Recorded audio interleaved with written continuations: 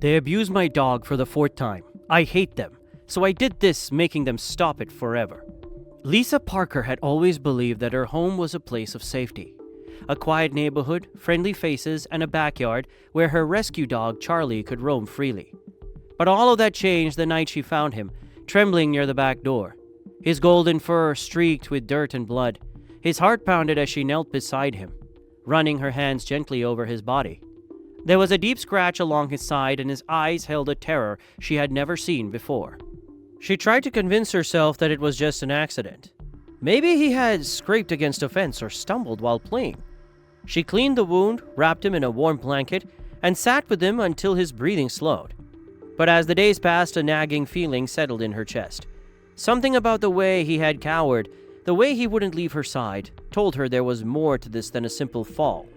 Welcome back to PlotTwister. Before we unravel today's mystery, don't forget to like, subscribe, and click the notification bell so you're always in the loop. A few weeks later, Lisa returned home from running errands to find Charlie limping. His back leg barely touched the ground, and when she examined him, she gasped. A deep gash, raw and red, cut across his hind leg. Panic gripped her as she realized this wasn't just another accident. Someone had hurt him. Someone had done this on purpose. That night, she sat in her living room, staring at the walls, unable to shake the overwhelming dread that had taken hold of her. Who would do this?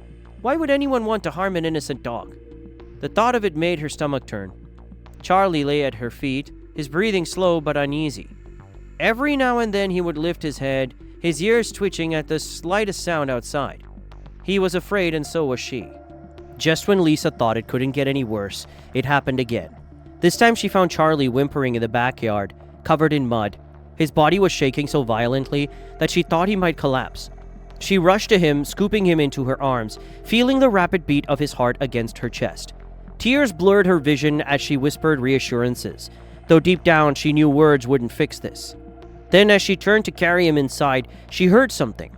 A soft chuckle, barely audible, but chilling enough to send a shiver down her spine. Someone was out there, watching, waiting, and Lisa knew, without a doubt, that the nightmare was far from over. Lisa barely slept that night. Every noise outside made her heart pound. She lay awake, staring at the ceiling. Charlie curled up beside her. His breathing was steady now, but she could still feel the tension in his body. Morning came too soon, and with it a gnawing sense of dread. She had to face the reality. Someone was hurting her dog, and they weren't stopping. A week passed, and for a moment, Lisa thought maybe, just maybe, it was over. Charlie seemed to be healing, though he still flinched at sudden movements. But then it happened again. She came home one evening to find the back gate ajar. Her stomach dropped as she rushed inside, calling for Charlie. He didn't come right away. When he finally appeared, her breath caught in her throat. His right ear was torn, a fresh wound dripping onto the floor. Lisa felt rage boil up inside her. Who was doing this? How were they getting in? She checked the fence, the locks, but everything seemed in place. It didn't make sense. That night she sat by Charlie's side, stroking his fur, feeling utterly helpless. She didn't know who to turn to. The police? The neighbors? Would they even believe her? Days later, Lisa took Charlie out for a short walk. He seemed wary, ears pinned back, his tail tucked close to his body. As they rounded a corner near her house, she noticed a figure standing by the fence. It was Greg Simmons, her next-door neighbor. He gave her a slow nod, his face expressionless.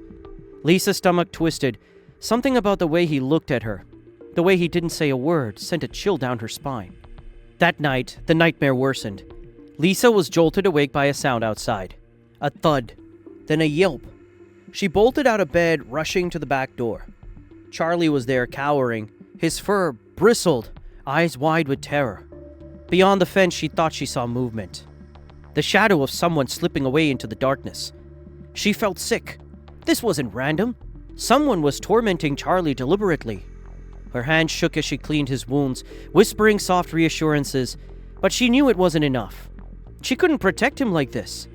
As she lay down again, she realized something chilling. Whoever was doing this wasn't just hurting Charlie. They were enjoying it.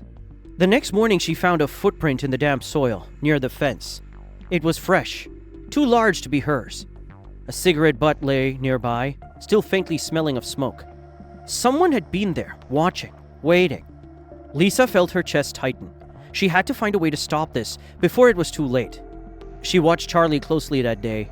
He barely moved from his spot by the couch. His body tense, his eyes darting to the windows. Every little sound made him jump. It was breaking her heart. She had rescued him once.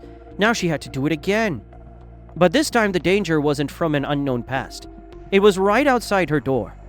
Another night fell and Lisa made sure every door and window was locked. But it didn't matter. The tormentor came anyway. A sharp bang on the fence sent her flying out of bed. She ran to the window, heart hammering. There was no one there, but when she opened the back door, her breath hitched. A piece of meat lay on the porch, raw and glistening in the moonlight. It had been sliced open, revealing something inside. Glass shards. Lisa's hands clenched into fists. This wasn't just about scaring Charlie. Someone wanted to hurt him. Someone wanted him gone. And whoever it was, they weren't stopping. They were getting bolder. Fear burned inside her, but it was quickly overtaken by something stronger. Determination. If this was a game to them, they were about to find out. She wasn't playing anymore. Lisa couldn't let this go on any longer. The attacks on Charlie were escalating, and she knew if she didn't do something soon, she might wake up one morning to find him gone forever. The thought sent a shiver down her spine. She had to know who was behind this. She had to see it with her own eyes. That night, Lisa sat in the dark, her fingers gripping a flashlight, her heart pounding with every creak and rustle outside. Charlie lay beside her, his ears twitching at the faintest sound. Hours passed, the neighborhood was silent, the streetlights casting long, eerie shadows. Then just past midnight, she heard it. The soft scrape of the gate, a rustling in the bushes. Someone was there. Lisa held her breath. She moved carefully, silently peeking through the curtains. A figure stood at the edge of her yard. Tall, broad-shouldered. He took slow, deliberate steps toward Charlie's doghouse, his face hidden in the dim light. Lisa's pulse pounded in her ears. Then she saw it. He was holding something. A blunt object, maybe a bat or a pipe. He raised it slightly as if testing its weight. Rage surged through her. Without thinking, she flipped on the backyard floodlight. The yard was instantly bathed in harsh white light. The figure froze. Lisa gasped as she recognized him. Greg Simmons, her neighbor. The man who lived next door for years. The man who had nodded at her just days ago like nothing was wrong. But now there was no mistaking it. He was the one. He was the monster hurting Charlie. Greg stumbled back, shielding his eyes. He looked like a trapped animal caught in the act. For a moment, neither of them moved. Then suddenly he bolted. Lisa's adrenaline kicked in. She ran to the door, yanked it open, and screamed after him. I see you, Greg. I know what you've done. He didn't stop. He disappeared into the darkness. But Lisa knew it was over. She had seen his face. She had caught him in the act. She slammed the door shut, locking it behind her. Her hands trembled as she turned to Charlie. His eyes were wide, his body shaking. But he was safer now. Lisa's breath came fast and ragged. The fear, the helplessness, it was gone, replaced by something else. The truth was out, and now Greg Simmons had nowhere to hide. Lisa wasn't going to let Greg get away with this. The next day, she called in every favor she could think of. Friends, neighbors, anyone who would listen. But most importantly, she got in touch with the local animal protection agency. She told them everything. Every injury, every sleepless night, every moment of fear. They listened, and they believed her. That night, Lisa fortified her home. Every light was checked, every lock double-bolted. But this time, she wasn't just waiting in the dark. She had cameras, hidden strategically, placed around the yard. If Greg came back, there would be no more running, no more hiding. This time, there would be proof. Midnight came, and with it, an unsettling silence. The wind barely stirred the trees. Charlie lay curled up beside Lisa, his breathing steady but tense. Then the sound she was waiting for. The creak of the gate. The soft crunch of footsteps on the grass. Lisa's pulse hammered in her ears, but she stayed still, barely breathing. She wanted him to think he was unnoticed. Through the curtain's edge, she saw him. Greg was back. His movements were brazen than before. He didn't hesitate. He moved toward the doghouse, pulled something from his pocket. Lisa squinted. A rope. Her stomach twisted in rage. He was planning to take Charlie this time, but he had no idea what was waiting for him. Greg reached forward, but before he could take another step, the backyard was suddenly bathed in blinding white light. The motion sensors had caught him. Lisa stormed out of the house, phone clutched in her hand, already dialing. Greg froze, caught in the glare. His face contorted in panic, then rage. He turned to run, but this time Lisa was ready. A neighbor's voice rang out behind him. Then another. More lights flickered on down the street. Greg's escape route was cut off. He spun in place, trapped like a coward he was. Lisa took a step forward, voice steady despite the fire in her veins. It's over, Greg. The wail of sirens cut through the night. Flashing red and blue lights flooded the yard. The police stormed in, weapons drawn. Greg raised his hands, shaking his head, muttering something Lisa couldn't hear.